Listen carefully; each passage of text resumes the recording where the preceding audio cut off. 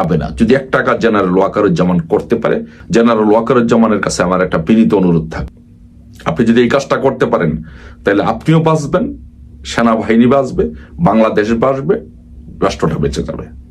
সেটি হচ্ছে, এই দেশে বর্তমানে সাংবিধানিক প্রধানমন্ত্রী হচ্ছে শেখ হাসিনা, নির্বাচিত প্রধানমন্ত্রী হচ্ছে শেখ হাসিনা। আপনি একটা কাজ করতে পারেন, সেনাবাহিনী যেহেতু অনেক পাওয়ারফুল সংগঠন, পাওয়ারফুল অর্গানাইজেশন, সো আপনি চাইলেই প্রধানমন্ত্রী হিসেবে শেখ হাসিনাকে বাংলাদেশে নিতে পারেন, একটা আলোচনার মাধ্যমে প্রধানমন্ত্রীর সাথে।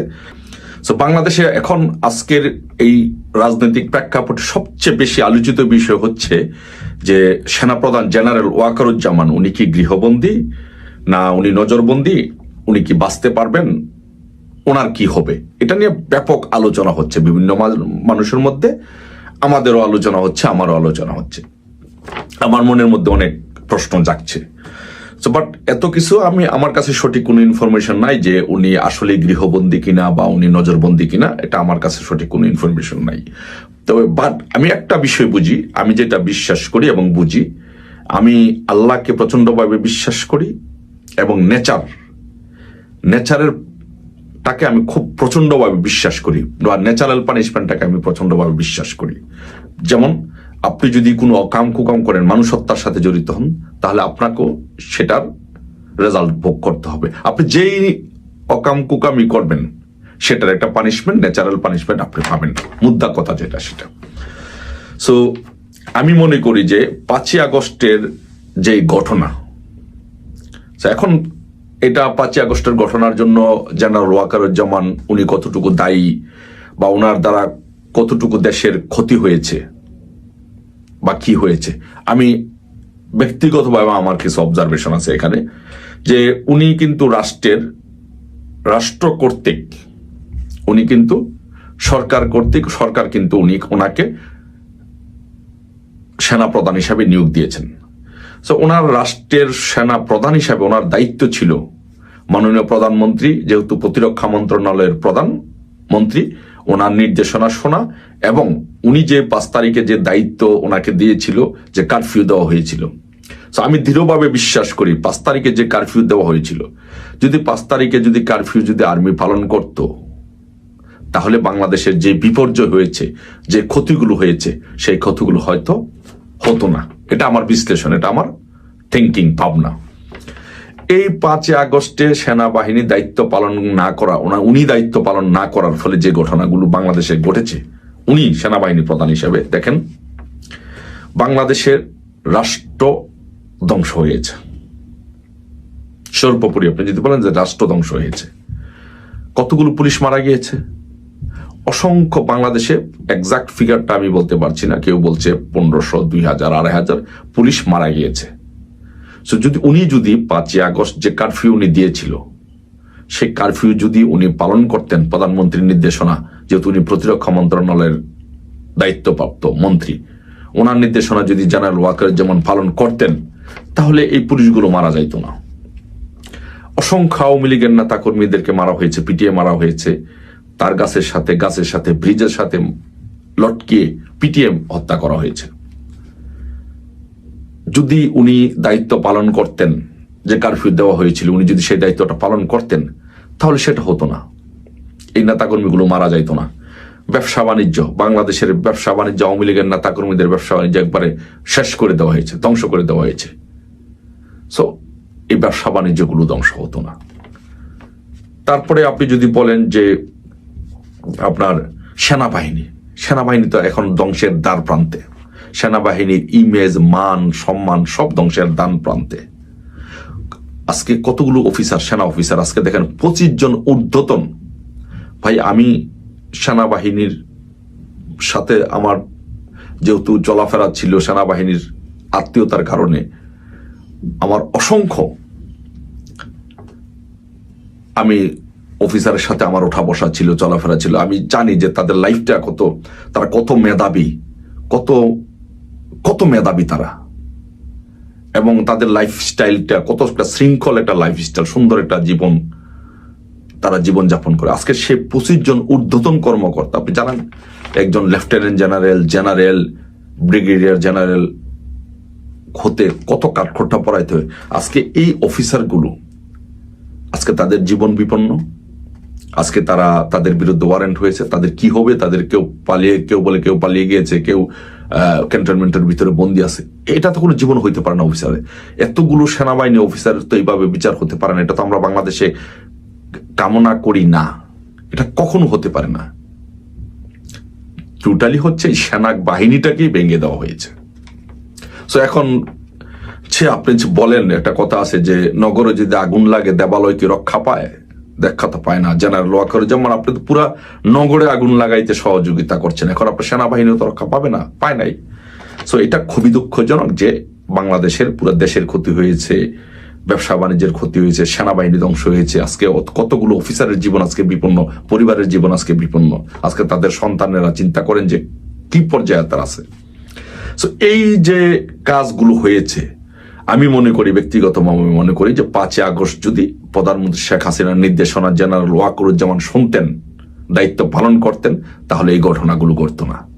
তাহলে আমি ব্যক্তিগতভাবে মনে করি যে জেনারেল ওয়াকারুজ্জামানের এই বিট্রে বলেন, ভুল পদক্ষেপ বলেন, যাই বলেন না কেন, ওনার কারণে বাংলাদেশের এই দেশের ক্ষতিগুলো হয়েছে।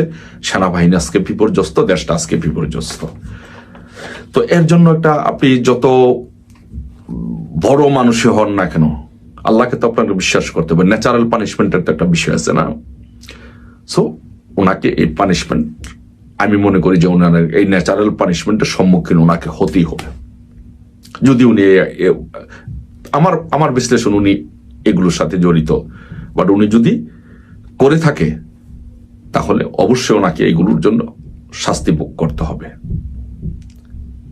ওনাকে ওরা রক্ষা করবে না। জামাত শিবির তো ওনাকে কখনোই বিশ্বাস করে না। সারা দিনই তো জামাত শিবির এবং যারা বিভিন্ন জায়গা থেকে যারা তার বিরুদ্ধে অনলাইনে প্রচারণা চালাচ্ছে, তারা তার ধ্বংস চায়। তো আমি মনে করি এখন যে দেশটা যতটুকু ধ্বংস হয়েছে, যত মানুষ মারা গিয়েছে, এতটুকুর মধ্যে সীমাবদ্ধ থাকবে, আর যাবে না। যদি একটা কাজ জেনারেল ওয়াকারুজ্জামান করতে পারে, সেটা থাকবে না। জেনারেল ওয়াকারুজ্জামানের কাছে আমার একটা বিনীত অনুরোধ থাকবে, আপনি যদি এই কাজটা করতে পারেন, তাহলে আপনিও বাঁচবেন, সেনাবাহিনী বাঁচবে, বাংলাদেশ বাঁচবে, রাষ্ট্রটা বেঁচে যাবে। সেটি হচ্ছে, এই দেশে বর্তমানে সাংবিধানিক প্রধানমন্ত্রী হচ্ছে শেখ হাসিনা, নির্বাচিত প্রধানমন্ত্রী হচ্ছে শেখ হাসিনা। আপনি একটা কাজ করতে পারেন, সেনাবাহিনী যেহেতু অনেক পাওয়ারফুল সংগঠন, পাওয়ারফুল অর্গানাইজেশন, সো আপনি চাইলেই আওয়ামী লীগকে একটা স্পেস দিলে আপনি প্রধানমন্ত্রী হিসেবে শেখ হাসিনাকে বাংলাদেশে নিতে পারেন। একটা আলোচনার মাধ্যমে প্রধানমন্ত্রীর সাথে নিয়ে শেখ হাসিনা সংসদ ডাকবেন, সংসদ অধিবেশন ডাকবেন 3 মাসের মধ্যে। সেই সংসদ অধিবেশন ডেকে ওই সংসদে তত্ত্বাবধায়ক সরকারের বিল এনে তত্ত্বাবধায়ক সরকারের কাছে ক্ষমতা হস্তান্তর করে 3 মাসের মধ্যে একটা নির্বাচন দিয়ে যারা নির্বাচিত হয় তারা সরকার গঠন করবে। বাংলাদেশের যত ঝামেলা আছে, যত সমস্যা আছে, সব সমাধান হবে। এটা করলে একমাত্র যদি আপনি করেন, জেনারেল ওয়াকারুজ্জামান আপনি বেঁচে যাবেন, দেশ বেঁচে যাবে, দেশের জনগণ বেঁচে যাবে। আর সেটা যদি করতে আপনি ব্যর্থ হন, তাহলে জামাত শিবির, এনসিপি, সেই জঙ্গিরা আপনাকে কিন্তু বিশ্বাস করে না, এবং আপনার বিচার, কঠিন বিচার ওরা করবে। আশা করি আপনার বোধোদয় হবে, সব দেশ বেঁচে যাবে। 2 প্রধান, সেনা প্রধান এবং প্রধান উপদেষ্টা এবং প্রধান সেনাপতি, এই দুজনকে নিয়ে কিছু কথা বলবো। বাংলাদেশের জঙ্গিবাদ কোথায় গিয়ে দাঁড়াচ্ছে, শেষ পর্যায়ে কি হবে, সেটা নিয়ে কিছু কথা আপনাদের সাথে শেয়ার করতে চাই। প্রথমে একটা ছবি যদি আমরা দেখতে চাই, আপনাদেরকে দেখাই। সেটি হচ্ছে এই যে এই পায়ের নিচে হচ্ছে আমাদের প্রধান উপদেষ্টার ছবি, ঠিক আছে? এটা ক্যান্টনমেন্টের ভিতরে, সম্ভবত এআই দিয়ে করা না, আমার মনে হয় একদম সেনাবাহিনীর একজন সেনাবাহিনীর পরিচ্ছন্ন একটা রুম, গুছানো একটা রুম। তার মানে সেনাবাহিনী বা সেনা সদরের ভিতরে কোনো একটা কক্ষে একজন সেনাবাহিনীর সদস্যের পায়ের নিচে ডক্টর ইউনূস। আচ্ছা, এটা আমি দেখালাম। আরেকটা ছবি দেখাই একটু। জেনারেল মেজর জিয়া জঙ্গি মৃত্যুদণ্ডপ্রাপ্ত আসামি, শোনা যাচ্ছে তিনি এখন বনানীতে অবস্থান করছেন। আপনারা জানেন যে ক্যান্টনমেন্টের বাইরে, অর্থাৎ মার্কিন যুক্তরাষ্ট্রের যে দূতাবাস রয়েছে সেটার নিরাপত্তা জোরদার করা হয়েছে। জঙ্গি নেতা এখন বনানী এলাকায় অবস্থান করছে, জঙ্গি জিয়াউর রহমান, তার নাম কি আমি জানি না, মেজর জিয়া, তার মামা হচ্ছে গুম কমিশনের চেয়ারম্যান। তার মামার অফিসে জঙ্গি জিয়া সহ বাংলাদেশে আগামীতে জঙ্গিবাদ কিভাবে কায়েম করবে সেটা আলোচনা হয়, সিদ্ধান্ত হয়। বাংলাদেশে বড় ধরনের আরেকটা ঘটনার আশঙ্কা করা হচ্ছে। সেনাবাহিনীর ভিতরে ওয়াকারুজ্জামান সাহেবের কোনো ভূমিকা এখন আর নেই, উনিই অনিরাপদ, ওনার নিরাপত্তাও জোরদার করা হয়েছে। প্রধান উপদেষ্টার কোনো ভূমিকা এখন তার আর নেই। আমাদের উপদেষ্টারা কিভাবে সেফ এক্সিট নেবে এইটা নিয়ে আলোচনা হচ্ছে। তারা কোথায় কোন দেশে যাবেন কারো কোনো কথা নাই, ব্রিগেডিয়ার সাখাওয়াতেরও কোনো কথা নাই, এনসিপির ছেলেদেরও এখনো কোনো কথা নাই। এরা অন্য কোনো গোপন ষড়যন্ত্রে মেতেছে, ঠিক আছে। জঙ্গিদের সাথে আঁতাত করে এদের কাছে অস্ত্রশস্ত্র প্রচুর আছে, ক্যান্টনমেন্টের বাইরে, ক্যান্টনমেন্টের ভিতরে ম্যাক্সিমাম হইল পাকিস্তান এবং আফগানিস্তানপন্থী জঙ্গিবাদের পক্ষে। সেনাবাহিনীর ভিতরে জঙ্গিবাদের পক্ষে এখানে আজহারের ওয়াজ শোনা হয়, হামজার ওয়াজ শুনে, আবু তোহাদ নানের ওয়াজ শুনে এদের মাথায় কি আছে এটা বুঝতে হবে। ম্যাক্সিমাম স্বাধীনতার পক্ষে, সার্বভৌমত্বের পক্ষে, দেশের পক্ষে যারা আছে এরা কোণঠাসা, ঠিক আছে। হাকিমুজ্জামান একটা বক্তব্য দিয়েছেন, প্রেস কনফারেন্স করেছেন, ওটা সেনা প্রধানের বক্তব্য হুবহু নয়। হাকিমুজ্জামান নিজের মতো করে বক্তব্য দিয়েছেন জঙ্গিবাদের পক্ষ থেকে, ইনসাফ কায়েম করতে চান, তারা ইনসাফ শব্দটি উচ্চারণ করেছেন। ফরহাদ মাজাররা যে এটা বলেন ইনসাফের ভিত্তিতে দেশ চলবে। আক্তার হোসেন বলে, নাহিদ ইসলাম বলে। এনসিপির এরা এখন কোনো কথা বলছে না, এরাও এক ধরনের দম ধরে আছে। এরা নির্বাচনের বিরুদ্ধে, নির্বাচন হবে না, সেটা নির্বাচন বলে সময় নষ্ট করার কোনো দরকার নেই। বিএনপিও এখন বিপদে পড়ে গেছে। বিএনপি এখন চিন্তা করছে উপদেষ্টাদের মধ্যে কেউ ষড়যন্ত্র করছে। কারা ষড়যন্ত্র হচ্ছে, কি ষড়যন্ত্র হচ্ছে, এটা তো 24 সাল থেকে ষড়যন্ত্র হচ্ছে, এটা তো বিএনপিকে বুঝতে হইতো। বিএনপিও নিজেদের অস্তিত্ব হারাবে। জামাত দেশ চালাচ্ছে, জামাতের আয়োজনে দেশে কিভাবে একটা বড় ধরনের ম্যাসাকার হবে, শাহবাগে একটা বড় ধরনের ঘটনা ঘটানোর চেষ্টা করছে। মুক্তিযুদ্ধের পক্ষে, স্বাধীনতার পক্ষে যারা আছেন তাদেরকে এনে শাহবাগে একটা ম্যাসাকার ঘটিয়ে তারা বিশ্ববাসীকে জানান দিতে চেষ্টা করবে যে বাংলাদেশ হলো আফগানিস্তান, বা আফগানিস্তান আমাদের ভাই, আমরা তাদের সাথে এখন সুর মিলিয়েছি। সো সেই হিসেবে বাংলাদেশের ভবিষ্যৎ ভালো বলে মনে হচ্ছে না। ছবিটা আমি আবারও দেখাই, এখানে কিন্তু প্রফেসর শেখ হাসিনার ছবি না, প্রফেসর ইউনূস সাহেবের ছবি সেনাবাহিনীর সদস্যের পায়ের নিচে, ঠিক আছে। এটা হচ্ছে সুসজ্জিত একটা কক্ষ সেনাবাহিনীর ক্যান্টনমেন্টের ভিতরেই, ঠিক আছে, সেনা সদরের ভিতরেই। সো কারা ক্যান্টনমেন্টে এখন শক্তিশালী, কারা ভালো অবস্থান আছে, জঙ্গিবাদের উত্থানের ক্ষেত্রে কারা ভূমিকা রাখবেন, সেটি আমাদের সেনাবাহিনীর ভিতরেই আছে। আমাদের সেনাপ্রধান শোনা যাচ্ছে যে তিনি এখন আর নিরাপদ নেই, তিনি অনিরাপদ, তার নিরাপত্তাহীনতায় ভুগছেন, তার চতুর্দিকের সব তিনি হারিয়েছেন। 24 সাল থেকে এই পর্যন্ত যে ধ্বংস তার নেতৃত্বে হয়েছে, সেটার জন্য হয়তো তাকে একটা পুরস্কার দেবে, তাকে এক ধরনের এক্সিট করার, পলায়ন করার সুযোগ দেবে, যে অক্ষত অবস্থায় পালিয়ে যাও। এই ছাড়া সেনাপ্রধানের সামনে আর বিকল্প কিছু যারা সমালোচক তারা দেখতেছেন না। তারা যারা বাংলাদেশের ভবিষ্যৎ নিয়ে চিন্তা করেন, তারা সেনাপ্রধানের আর ভবিষ্যৎ হয় ওনাকে শেষ করে দেবে, অথবা ওনাকে কোথাও এক জায়গায় বলবো যে জানে বাঁচো যাও। এই তো বাংলাদেশ ভয়াবহ জঙ্গি আতঙ্কে ভুগছে। বাংলাদেশের যে প্রধান উপদেষ্টা তিনিও এখন ওনার ক্ষমতা নেই, তাকে ওই বহিঃশক্তি যে কারণে বসিয়েছে টুকটাক সেগুলো আদায় করে নিয়েছে। এখন ইউনূস সাহেব হওয়ার দরকার নাই। ইউনূস সাহেব দেশ ধ্বংস করার মূল কারিগর, সেকেন্ড কারিগর হচ্ছে আমাদের সেনাপ্রধান। সেনাপ্রধান তো নিজেকে গ্রো আপ করেছে এতদিন, শেখ হাসিনা সরকারও বুঝে নাই। সেনাবাহিনীর ভিতরে যে সব পাকিস্তানপন্থী, আফগানিস্তানপন্থী, এটা কিছু করার নাই, কারণ আমরা সবাই মুসলিম। সেই হিসেবে সেনাবাহিনীর ভিতরে তার মানে তো তোহাদ নানের বক্তব্য শোনার দরকার নাই, তার মানে তো ওই যে আজারে কি হামজার বক্তব্যে উদ্বুদ্ধ সবাই, জামাত নেতারা বিশাল। এবং জামাতও বলছে ইয়ের ভিতরে আবু তাহের কি ডাক্তার তাহের বলছেন উপদেষ্টাদের মধ্যে একটা ষড়যন্ত্র চলছে। মানব জমিনে একটা রিপোর্ট আছে, উপদেষ্টারা কারা ষড়যন্ত্রে লিপ্ত। উপদেষ্টারা চুপচাপ। ব্রিগেডিয়ার সাখাওয়াত এখন আর কথা বলেন না। অনেক উপদেষ্টা এখন পালাইতে পারলে বাঁচি, যান বাঁচি, যে শেষ করে দিছি এখন বাঁচি। এবং তারাও টের পাই গেছে আমরাও তো বাঁচবো না, মানে উপদেষ্টারাও বাঁচতে পারবেন না।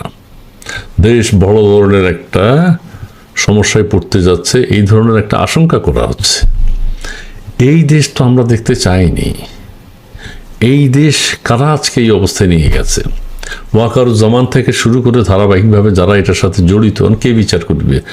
আরও বড় ধরনের জঙ্গি আক্রমণ বাংলাদেশে হবে, জঙ্গিরা আসতেছে, এই ধরনের আশঙ্কা করছে। আপনারা একটু মিলিয়ে দিবেন, কথাগুলো একটু এলোমেলো মনে হচ্ছে, কিন্তু আমাদের প্রধান উপদেষ্টা উনি দৃশ্যত শারীরিকভাবে আছেন, কিন্তু কোনোভাবে ওনার দেশের কোনো কিছু তার ভূমিকা নেই। উনি শারীরিকভাবে আছেন এবং ওনার সমস্ত কাজকর্ম মৃত্যু না, অনেকেরই মৃত্যু হচ্ছে, কিন্তু না, ওনার কথা বলছি না, মানে উনি সুস্থ আছেন এখন। উনি কিন্তু ওনার সমস্ত ব্যবসা বাণিজ্য করে নিচ্ছেন। এই একটা লোকের এই একটা ন্যাক্কারজনক ঘটনা, লোভী, নিজের স্বার্থ ছাড়া কিছু বুঝে নেই বয়সেও, তিনি সব কিছু নিজের করে যাচ্ছেন। তিনিও হয়তো চলে যেতে পারবেন, পালিয়ে যেতে পারবেন, তাকেও হয়তো বাঁচতে দিবে যে তোমাদের কারণে আমাদের এত কিছু হয়েছে, ধ্বংসের দিকে এগিয়ে দিয়েছো, জঙ্গিবাদের দিকে এগিয়ে দিয়েছো, তোমাদেরকে সেফ এক্সিট না, সেইভাবে পলায়ন করার সুযোগ দিলাম। কিন্তু উপদেষ্টাগুলো যাইবে কোথায়? আইন উপদেষ্টারও মুখ শুকাই গেছে এখন, না? স্বরাষ্ট্র উপদেষ্টা ক্যান্টনমেন্টের ভিতরে হবে কি হবে না, দেখি কারাগার, অস্থায়ী কারাগার হবে কি হবে না, স্বরাষ্ট্র মন্ত্রণালয়ের কোনো ভূমিকা নাই এখানে। স্বরাষ্ট্র মন্ত্রণালয় একটা চিঠি দিছে, ঠিক আছে, ওখানে একটা অস্থায়ী কারাগার হোক, ক্যান্টনমেন্ট, এটা হতে পারে না। ক্যান্টনমেন্টের ভিতরে স্বরাষ্ট্র মন্ত্রণালয়ের কোনো ভূমিকা নাই। আবারও বলছি, ক্যান্টনমেন্টের ভিতরে স্বরাষ্ট্র মন্ত্রণালয়ের কোনো ভূমিকা নাই।